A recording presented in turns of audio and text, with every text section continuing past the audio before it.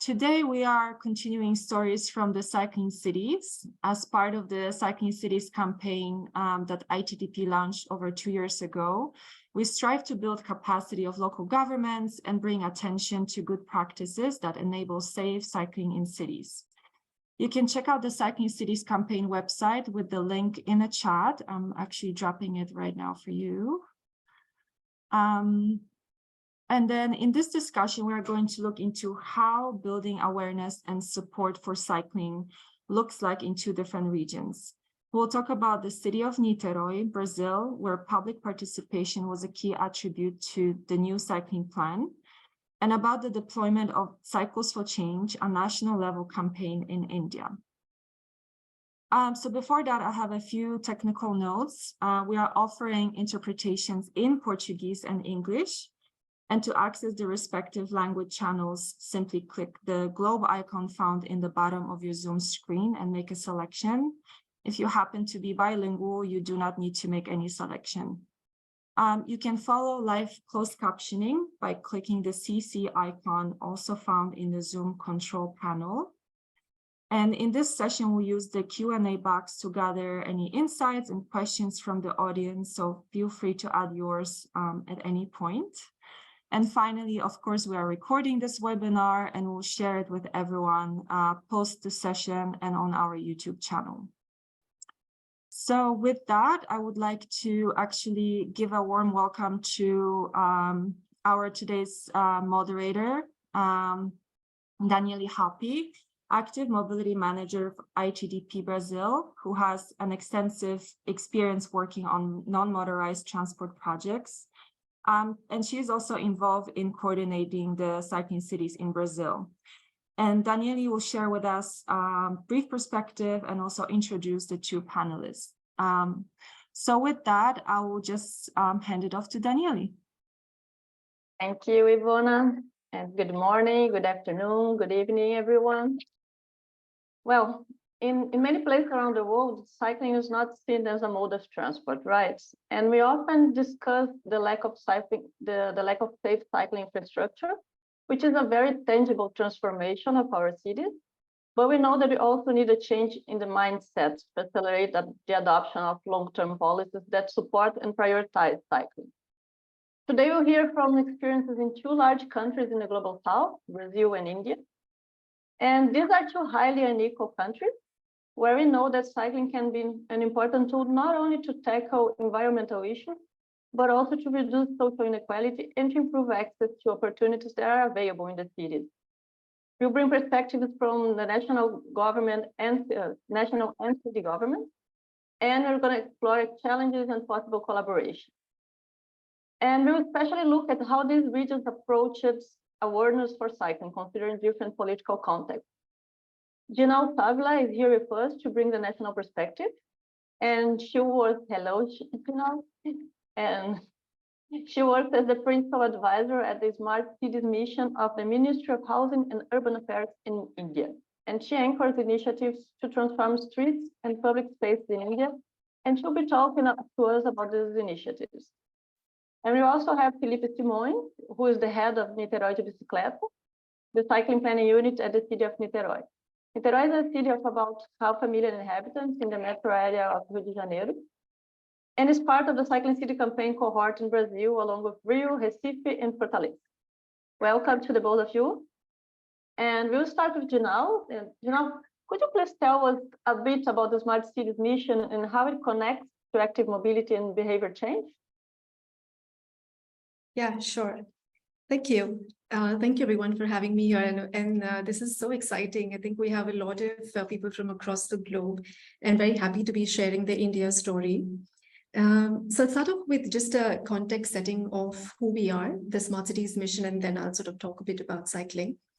So the Smart Cities mission is a central government program in Government of India, and we're located within the Urban Development Ministry at the center. And the program actually works with 100 cities across the country. So we're a network of 100 cities across the country. Unlike other programs with the central government in India that are very focused on specific sectors, so it may be on housing, it could be on water supply and drainage, or it could be on just solid waste management. We're a very cross-sectorial mission. And this program or mission actually allows 100 cities to choose the kind of projects that they want to develop in their own cities. And there is a bit of a technology orientation as well, whereas some of these projects may or may not be supported through technology or enabled through technology. So that is really the uniqueness of this program. The other thing that I want to add is that in this program, while we work with 100 cities, we don't necessarily work with the municipal corporations. We've actually set up another entity, which is a smart city SPV. So it's like a company that works in coordination with the corporation as well as various other entities. So it actually allows this SPV to look at the city as a system, look at the city as a whole, and just make some of the processes faster in terms of procurement and just the pace at which projects move. So that's what the Smart Cities mission is.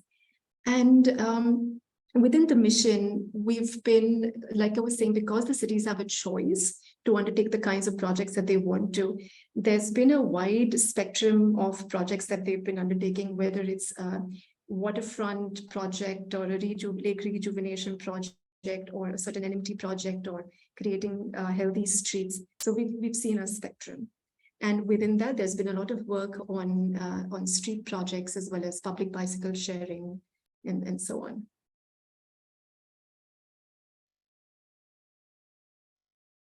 Great, Chanel, thank you. And if you don't have anything else to add from the national perspective, we'll go to Philippe and he'll bring the municipal and the city level perspective, and then we'll keep discussion later. Sure, I'm happy to go into the specifics of our Cycles for Change program and such. Do you want me to go ahead now, or do you want to come back to that? No, we can go ahead now then. Okay, sure. So in terms of cycling in India, we've actually, over the last 3 decades, we've actually seen a decline in bicycle ownership in the country, especially in urban areas. I mean, and this is common for all countries as income levels rise, bicycle ownership in traditionally the way development happens, bicycle ownership declines. And so that's been the story in India as well. And like in other emerging markets as well, we have captive cyclists and we have choice bicyclists. So captive cyclists are the ones who are cycling because they don't have another choice. And they're typically folks from low-income communities, and they're essentially workers who use cycles to work, or they actually use cycles as part of a nano enterprise. So these could be your ice cream sellers, or they could be, newspaper vendors and so on, different kind of enterprises, or just three-wheel cycle rickshaws, and for them, the requirement is much more infrastructure. For them to be able to cycle safely, they require us, city governments, national governments, to provide better infrastructure and also safety gear for them. I mean, they need better headlights, better tires, better, safety equipment of that sort.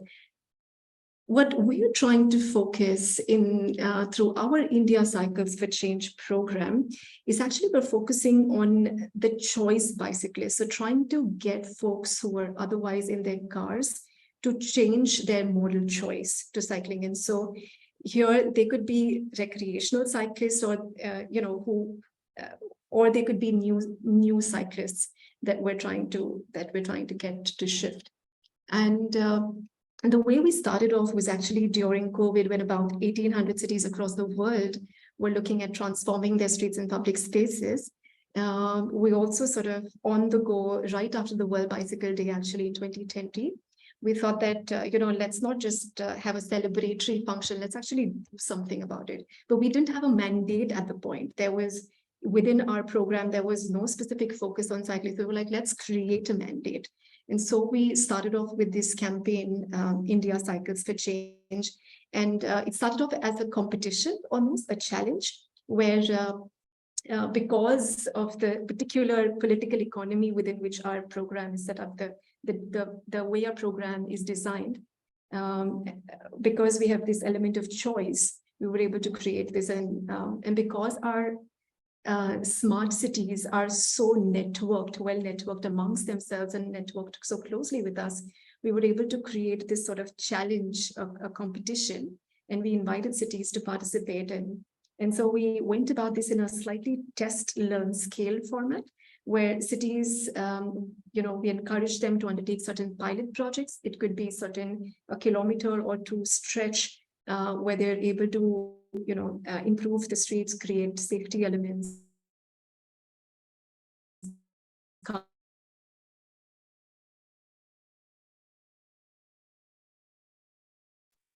We may have lost Gina. Yeah, that's true. If we did, But maybe we very can interesting. come back. We can probably come back to Gina when she's able to jump back in. Yes, exactly. But that's very interesting challenge. We want to hear more about that when she comes back. So that's. Oh, she's back. Were you able to hear me? Now, yes. And you're talking about the challenge. And actually, as I'm already interrupting you, if you could add, because you've target behaviors of city officials, right, in the campaign, so, and in the challenge. So if you could add on that as well. Sure, yeah. So we've been getting cities to focus on their infrastructure pieces, their policy pieces, as well as communication pieces. Daniela, can you tell me if you can hear me, or have I? We can hear you, but your image is frozen. Like perhaps you can stop your video to see. Right. Thank you, Gina. Yeah. Yeah. It's better so, now. Sorry about that, folks. So we've been working on infrastructure pieces. We've been working on policy design guidelines pieces, as well as human capacity pieces in these cities, as well as communication pieces with citizens. And in all of this, one of our target audience has been city officials. We feel that if city officials can lead from the front, if mayors and municipal corporations can lead from the front, if they can start cycling to work, and if they can walk, cycle, run, then their departments will follow and citizens will follow. And so we've started this Freedom to Walk, Cycle and Run campaign, where we're actually, city leaders from across India are walking, cycling, running. This helps them become sensitized towards the condition of our roads and helps them experience the city the way pedestrians and other cyclist citizens do. And so that's really been a very big part of how we're getting behavior change and how we're getting political buy-in and city officials to buy into this work. That's a very interesting challenge. And do you think that the participants' view has of cycling has changed indeed? Yeah, this is an ongoing thing, and we've been hearing some fantastic stories.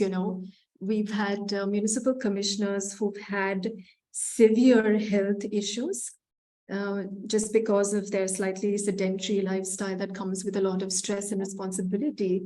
And because we kickstarted with this campaign, they got onto the streets, they started cycling, and a lot of them have been cycling to work and back. And it's not just, the higher ups, it's also their teams that have then followed suit. And we have a WhatsApp group with over 400 participants now. And people are on a daily basis, sharing how many kilometers of cycling or walking or running they've done. And that kind of, we feed off of each other's energy, and that keeps everyone going. We managed to connect that to a personal issue too. Right. Yeah, that's very interesting. So thank you, Gina. And I guess I'm going to bring Felipe now to talk about the city level perspective, and then we go back to the collaboration. And Felipe, could you please set the stage for Niteroi, give us a little bit of context? Yeah, I'll start by breaking the protocol. I said I'd be speaking in Portuguese, but I find it so hard to, hear in English and speak in Portuguese. I think I'll just stick to my broken English right now. We're all the same level of English here, don't worry. But Niteroi de Bicicleta is the sector in the city hall of Niteroi that's responsible for introducing a cycling culture into the city. Actually, not introducing because the cycling culture has always been there, but making it widespread and an actual priority for the government and for the investments that the city make. In Brazil, we have, at least historically, we've had a steep division between those who cycle for leisure or those who cycle for an option and those who really don't have an option. A few years ago, when we opened the first and major cycling parking infrastructure in the city downtown. It was the first one that was entirely built by the municipality and also funded by the municipality. And it's about 400, 450 places or spots for bicycles. I invited my father. My father is from the metropolitan area of Rio. It's a periphery. It's an actual core area, and he looked at the bicycle parking station, and he said, "Well, it's very nice, but in my city where I lived in the 80s, we had one that had space for 2,000 bikes, and actually, it's not on the mainstream talking points. It's not in the mainstream also academic points because those who are poor in Brazil have always been cycling, and we have to. One of our goals is to use the momentum we have from I'd say, from the hype of cycling to really use the bicycle as a means of social inclusion and bringing opportunities and city use for those who really can't afford it right now. We right now Niteroi have one of the largest and busiest cycling lane in the whole country. Even though we are a medium-sized city, we have 500,000 inhabitants, and we are just by the side of Rio de Janeiro that has 6 million, 10 million in the metropolitan area, and it's a big change because it has been implemented since the day one with the participation of the public and the social organizations and in a very widespread participatory process. That's great, Felipe. Thank you. And I guess you both brought very interesting experiences that are considered best practices in the Global South.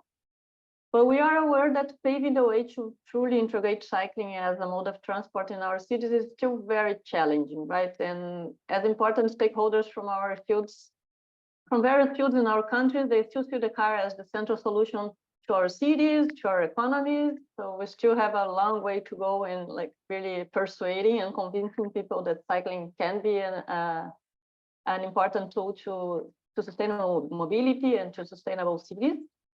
And I would like to discuss some of these challenges and understand if the collaboration between different government levels could contribute to breaking these barriers and increase the cycling mode share in our realities. Felipe, what challenges do you think are the hardest to overcome in your daily reality?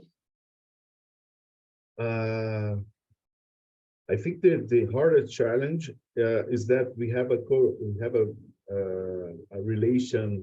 correlation that's so steep between car usage and income and prestige and also political power. Those who use the car, even though they're a minority, at least in Niteroi, and I think it holds true for most of Brazil, car usage only represents 26% of the entirety of the trips made within the city. But those 26% are also the richest in the city and are also those who have the most political power. And to engage the stakeholders and to engage community and also to pursue political influence over those who make the decision is one of the main challenges, because many times we engage onto planning and doing actual laws that are engaged and that make the should be making the public sector invest into cycling, but those laws don't always get the results they should, because the political the backlash, as they usually say, is way too strong in this case. I'd say that's one of our main challenges. And do you think that the federal, the national government could help somehow in breaking these barriers and addressing this challenge?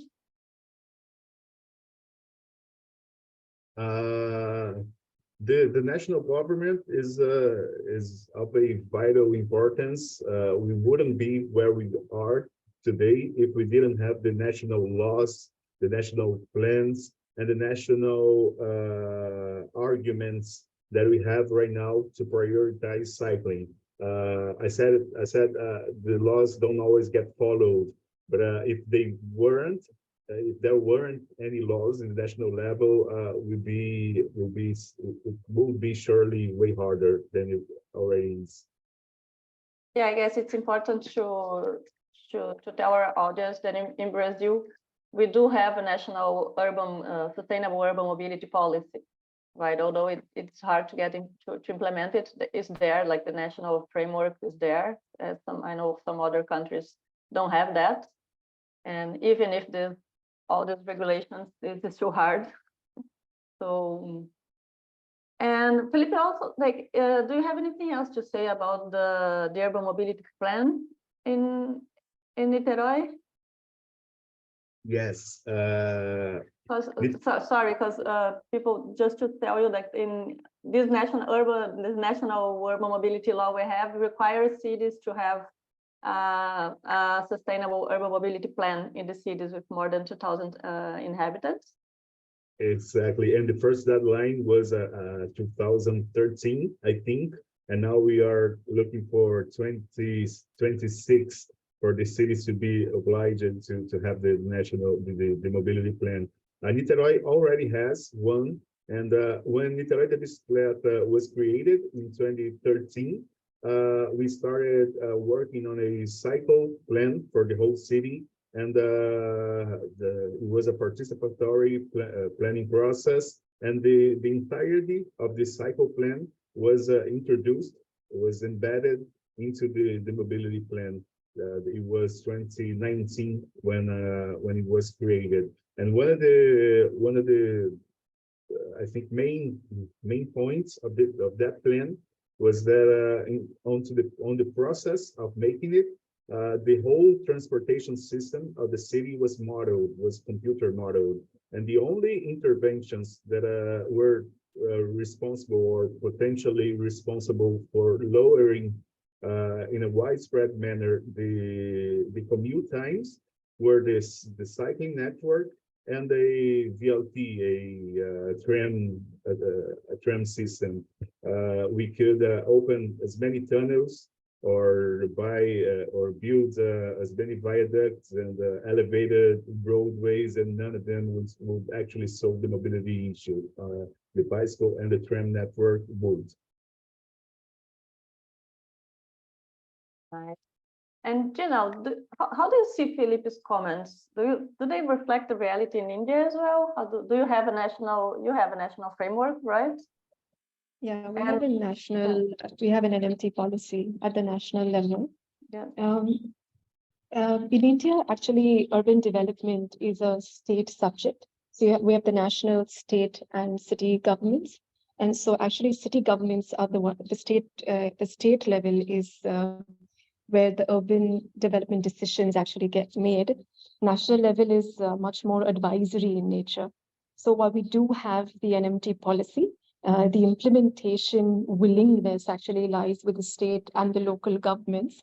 But what we're also seeing is large government, large-scale urban development also getting co-financed by the national government. So there is a way for us also to actually influence what the cities and states must or must not focus on, just because we have a certain power over the purse.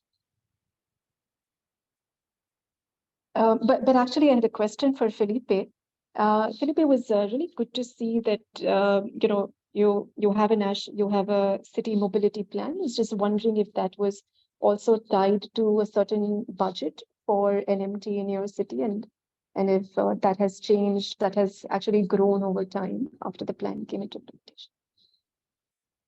The plan itself doesn't have it's not a, how do you say it in English? It doesn't generate an obligation for the government to invest onto those issues, because it's a matter of hierarchy between the different kind of laws that make this city planning. But the whole plan is embedded onto the laws and onto the planning processes that make the budget of the city. And it's not yet automatically linked, but since 2019 we haven't had that what was when the plan was released. We haven't had a problem to manage the budget laws into working to build the plan and to put it forward. Felipe, and do you think that you had a strong participation in the development of this plan, right? The cycling plan. Do you think that has like influenced the fact that you now have a stable program at the city with budget, and how do you see that? Well, it's somehow or in some way we have a finish line. We have a final goal. And actually, the plan is quite old now. It was finished in 2014, 2015. And so the designers that actually worked on to implementing the plan, they have a great deal of work to revise everything. And most of the time, actually, to design again the cycle lanes and to rethink and to bring the dialogue again to the stakeholders, because it's not so new. But having it and having it embedded on the mobility plan is so important into a perspective that we have to convince the people, and we have to convince the councillors chamber in the city, the legislative power, the branch. And also we have this finish line in which we'll be covering the whole city with cycle lanes. We started in 2013 with 8 kilometers of cycle lanes, and now we are up to 80. And it's not such a great city. The kilometers don't say all that much, after all. Daniel, I have a follow-up question to that, if I may. Yes, please. Felipe, what is really interesting to me is that you've had a participatory approach to create the mobility plan, and you did start off with telling us that the car owners are the wealthier ones, and they perhaps have more influence on the politicians, which is the case everywhere. And so how were you able to get the car owners to align with your mobility plan and go from 8 kilometers to 80 kilometers and give up parking space and car lanes? Each one of the streets, each parking spaces that they have to give up is a struggle, is an actual struggle. We've had experiences in which we actually feared for our own safety. We were doing an open reunion, and the locals, they stormed into it. They said, you're going to take all of the parking spaces that are into the shoreline, and the cars would be actually lined up to the sea, and they'd be experiencing the sea view for the whole day. And we wanted to reduce it by 20%, reduce the number of parking spaces, and they were so mad. And that actually happens all the time. We have to make a strategy for each streets and each kind of infrastructure that we are building, and the participation of the social movements that are they're fighting for more bike lanes is so important. And also the existence of the mobility plan and the cycle plan, and we have a bed upon which to build. And Felipe, as you brought the participation of the cycling movement, how do you engage with them, and how do you collaborate with them? Because I know you have a lot of a strong cycling education program as well. You've been on the streets. You've been like doing like small and big promotion of events. And could you please talk a little bit more about, because this is a way of engaging people as well, right? And changing the mindset that we could compare to the challenge that was set up in India. These are two different target audiences, but these are two ways of engaging people, right?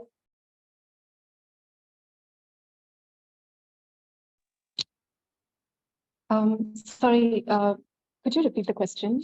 I lost you for a second. No, because in Felipe, in Niteroi, they engage the cycling community or the public as a whole with education measures as well. They are on the streets. They have campaigns. They bring breakfast to cyclists in the National Mobility Month. But I would be interested in, how do you partner with the social civil society? Because Felipe mentioned that they were very important in that, in convincing the community and pushing the cycling awareness. These are two questions in one, actually. How do you engage with the civil society? And what techniques have you been using to be outside and show that cycling it's a positive change to the city?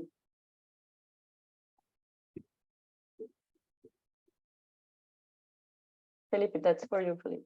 I'm sorry, I understood that it was for Janelle, because what I understood is that we're comparing from the municipal to the national level. No, because I was just mentioning that you have these are two ways of convincing people, of building awareness, to have two different targets audience. By Janelle, in India, they had this campaign, this challenge, focusing on city officials. You have a series of actions and that focus on the general public. These are two different ways to engage, right, and to raise awareness on cycling. So I would be interested to hear what you're doing in Niteroi. And it's actually so hard, because we have a culture in which the cyclist is almost responsible for its own demise. When an accident happens, usually the people go for the cyclist and say, "Oh, you should be wearing a helmet," or "Oh, you were in the cycle lane," or "You were using the street when you should be at the sidewalk," which is not true. But we actually have a lot of thought put into on how to actually talk to the cyclists without contribute to this kind of mindset. Because we shouldn't be saying things that could be backlashed into something like, look, the sign says that you should not be using you should be using the road into the same direction of the motor cars or the motorized vehicles, and you weren't, so you should be in an accident. And it's not good, and it's a counterproductive. Of course, the cyclists should obey to the traffic laws, but we have to be so careful not to contribute to this animosity. And yes, sure, there are two different publics, and one of one of the things that we do the most is to try and convince people that cycling is not only good for those who cycle. A city that cycles is also safer, is also more dynamic, economically dynamic, and it has more local business happening. It is also healthier, and we could potentially spend less into public health, and so on and so on and so on, and also maybe to reduce the car the car flow, or to increase the car flow. But we have always to be so careful on to saying that the bicycles are the solution to the streets. They are not. Somebody on the Q&A asked what's the rate of car ownership in the city, and it is about 2 to 1, one car for each 2 inhabitants, which is so high. It's so higher than the national average. And what we see is that the road congestion is actually the mechanism that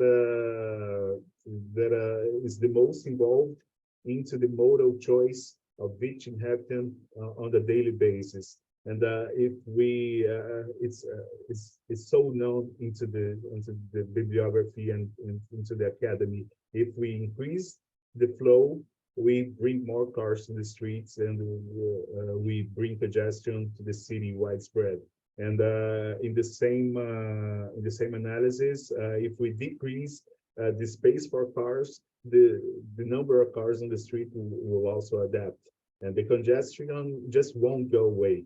But I'm digressing. I think what I wanted to say is that yeah, we should be safe to those who don't cycle, that cycling is good for them as well. Thank you so much. And I'm just jumping in to see if there are any questions from the audience before we hand it back to Daniele to wrap it up with the final remarks. But I'm seeing a number of questions here. And this one is for Ginal. You spoke before about the users, right? The home choice users, the ones that are cycling to provide for their welfare, the workers. And Ted is asking here, actually Ted and someone else before asked about, what about the other users, the commuters and the recreational users? What are their behaviors that you are actually looking at in comparison to the first group that you mentioned? Actually, it's the second group that we're working with. We're not working with the captive cyclists. We're working with people who we want their mode change. So the choice cyclists are the ones that we want to target. And the way we've been doing this is multifold. I mean, we've been doing lots of cycle rallies and sort of like event-oriented things just to get people to cycle. But we've also, we're doing, I think, we're doing a cycle to work campaign in 8 cities at the moment, where again, city leaders as well as municipalities are leading this, and they're getting lots of organizations, companies on board, and they're working with those companies to build certain incentive programs for their employees to start cycling to work, and that's a mode shift that we're targeting. And here we think that the folks that cycle for recreation purposes are the ones whose mode would shift first to cycle to work. The other thing that we're also doing is a cycle to school program, and we're testing this first only in 1 city, where we're working with local schools, municipal schools, public schools in 4 neighborhoods. And there, the municipal corporation is actually donating cycles, but we're also building, we're doing an analysis, a study at the moment to see where we should create cycle lanes, and, getting the parents involved, getting the teachers involved, developing the cycle curriculum, doing trainings with teachers and students and parents, and making sure there are enough and more eyes on the street when these children come to cycle. So we'll report back on how this goes. And then there are other ways. I mean, we've also been, we're working across 90 plus cities on this. So there have been different sort of tests, that been taking place. And in lots of cities there have been cycling clinics, especially targeted to women, to actually train them on how to cycle, because a lot of them have never ridden a bicycle, or they may have when they were kids. And so those, and then cycle repair clinics, and very interestingly, in a city in Nagaland called Kohima, it's a hilly town and it's a really small town, but their cycling is also very difficult. And so they've created sort of a cycle park almost. It's a closed circuit. And so that's also a small sort of training arena for people to learn how to cycle. Right, thank you so much. And actually, you're answering at the same time a question here from Peter, who was asking about example of consultation with citizens in India. So you gave a few there with the parents. Sure. I could elaborate a bit on that. I mean, because of the scale at which we were working, about 40 cities, and early on, when cities were, took this on as a challenge in the competitive challenge format, cities actually, about 40 cities undertook competitions where they invited urban designers within their own city. So they invited designers, planners to create proposals and design solutions for certain stretches of streets. And so that was another way to engage with citizens, but more the practitioners, the design and the planning community. Right, and slightly similar question for both of you, Ginal and Felipe, but about the engagement of the sort of maybe antagonists of cycling, or people who, maybe are unwilling to get off their cars. So what about engagement approaches in terms of reducing parking, or targeting the motorcycle riders in your respective regions? So if I were to answer this, I think the word antagonists, I don't think that it's just the car owners or the four-wheelers, are the antagonists.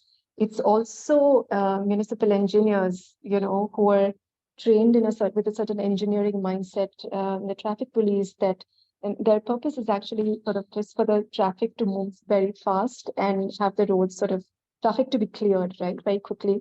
And so that's been a very sticky battle. I mean, within the cities, getting the traffic police on board, getting the police on board, getting the engineers, actually the municipal engineers on board, because in India, we don't have urban designers and planners in most cities. We have engineers making a lot of the decisions. And so one of the ways that we try to solve for this, and I think this would be valuable for others also here, is one city in particular, Srinagar in India, they were actually facing a lot of backlash from citizens, as well as I think even within the sort of municipal corporation, there were certain folks from the engineering side that were not really on board to reduce the size of the car lanes. And so what we did is that we sent certain designers and engineers from other cities who were almost converted, that were already working on healthy streets and non-motorized transport, and they believed in it. And so we sent sort of a delegation almost, or an advisory panel from 3 other cities. We put together a small delegation from 3 other cities to go and help the planning team and the engineering team in that city to actually align, so that and that helps people who speak your language. If they can, you listen to them perhaps a little bit more. So that worked. And then doing a lot of getting media on board, actually, and getting success stories, positive stories out. So a little bit of drum beating, that helps sometimes too. I'd like to follow up on Janelle, and one of the best things about this kind of meeting is that we always find out that the issues are the same on the global scales, on a global scale, and we're just exchanging experiences on how to tackle it. And the issue with the engineers that have been doing for decades the whole traffic flow approach, it's so hard. And I think one of the main reason that Niteroi Bicicleta has been in many ways successful is that it was created by the vice mayor in 2013, who became the mayor. And he is himself a cycle activist. And if it had been diluted onto the city structure, it surely wouldn't have the means to put forward a widespread and comprehensive plan. For sure, being allocated first on his cabinet and then on as a municipal sector, and speaking level to level with the city engineers and the city traffic company is so important, because it's so easy to just put the bicycle aside. If you have any problem with the project, just take out bike lane. If the store owners are complaining that they're losing parking spaces, take out the parking lane, the cycle lane.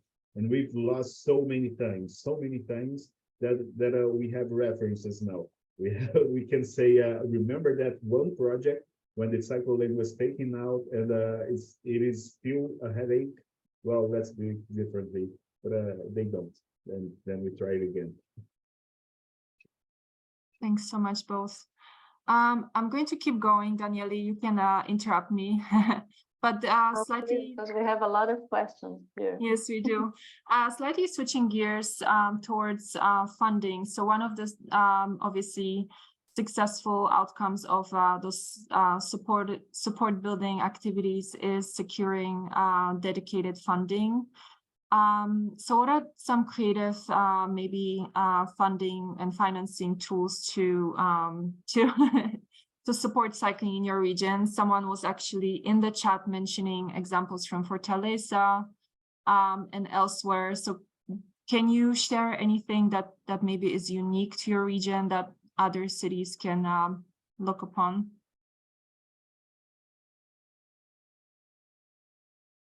Well, about funding, Niteroi has, I think our major struggle here has been to make sure that the funding for the cycle program is onto the municipal plan. We don't have, as Fortaleza does, mechanisms that automatically dedicate part of the funding to the bicycle program. I think we should. We have some contractual issues with, for example, the company that runs the parking spaces and charge, because that's the approach that Fortaleza took. But we are yet to conquer it. For now, we're just working year by year and onto the biannual planning to ensure we have funding. I would like just to add a question to that too, because Felipe, before you're also talking about the governance and the importance of political will to get to where Niteroi Bicicleta is right now at this moment. And how do you think, how can you ensure that that's going to be sustainable from now on? Because we know that we have elections this year, and I guess this is connected to the budget. You know, do you see a solution for that, or what's the best we can do to ensure the long-term sustainability of such a program? Would you bring any comment to other cities that are facing the same? The best, and I think the only actually effective approach is to make sure that people actually cycle. When we started, we have about 50 bikes an hour onto the recently opened cycle lane that is on the main streets of the downtown. And now we have 850 an hour. It's more than 6,000 a day. And those are the people who must be engaged and must be fighting for the bicycle program to keep up. And we usually say that it's a way of with no return.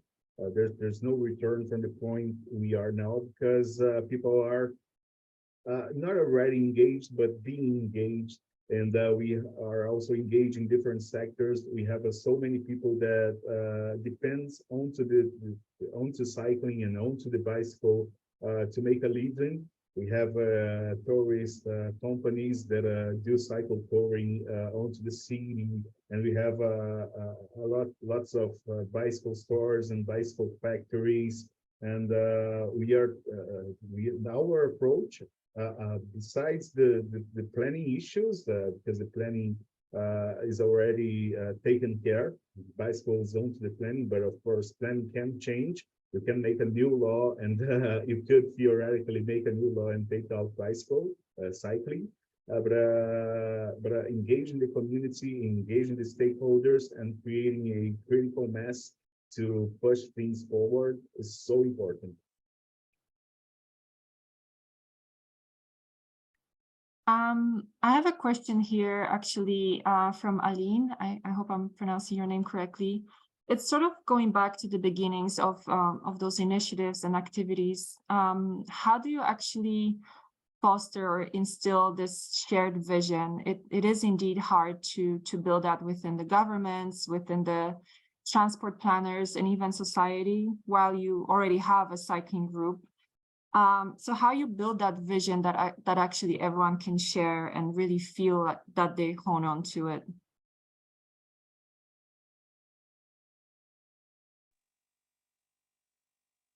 I could take this one. I mean, because we're doing this at the scale of, 80, 100 cities. And I'll sort of combine the question on finance as well as this, if that's okay.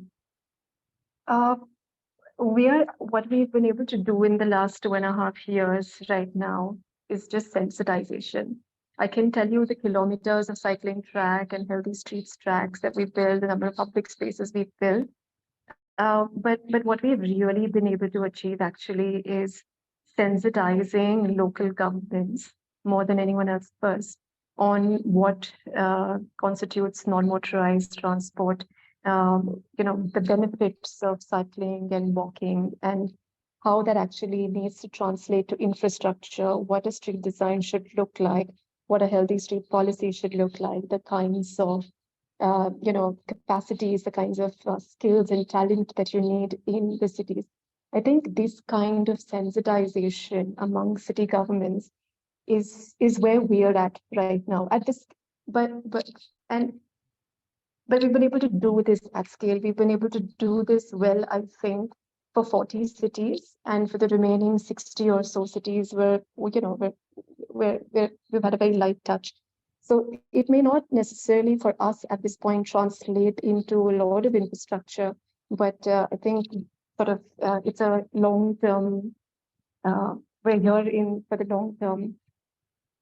And so the question about finance, I mean, there are definitely a lot of creative ways that we've seen, and I think some folks in the chat also mentioned, because of course, there are cities that are, charging for parking. Not sure that is actually going into improving cycling tracks or improving streets, but that is an option to be explored. I mean, increase in real estate prices, real estate tax in TOD areas, transit-oriented areas can go again into healthy streets. And then again, from a cycle manufacturing perspective, and from a we could definitely think about certain incentives for cycles and purchase of e-cycles. A couple of states in India are providing a subsidy of about 20% of the cost for procurement for purchase of e-cycles. And so I think there's a mix of incentives from both supply side, demand side that can be used. And Felipe, is there anything you would like to add to this sort of the idea of building the uniform vision? I know you mentioned several activities, but something that maybe relates to sharing this common vision? Well, I think what we could observe, what we observe in our cities, that As you move towards a city that uses the bike more often, we generate, we make the people to, how can I say it? Everybody knows somebody who cycles, be it a daughter, be it a nephew, be it your neighborhood, and I think it's different when it becomes a closer to the personal level.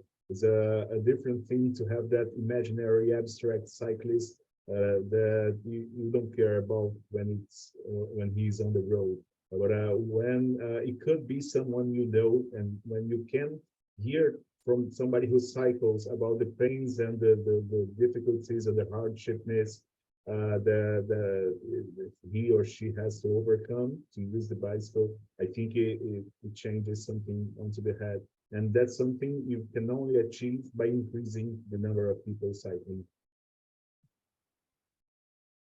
Thank you so much. And I think with that, I'll just call upon Daniele to wrap us up with final remarks. Well, said they were almost done, and we still had a lot of questions too and lots to discuss. But I would like to thank you both. By the way, I feel is that like the more we exchange, the more we are allowed to we're able to advance. And I see here the comments of the audience as well, that we do need to promote this exchange. And it actually tackles the topic of the webinar itself, which is like talking about also about governance and collaboration, and how do we build awareness through different government levels, exchanges, and also I guess we can bring here how do we bring to raise awareness by exchanging between cities. So I'll just open the floor for Ginal and Felipe if you want to say your last words, last comments, and to the audience.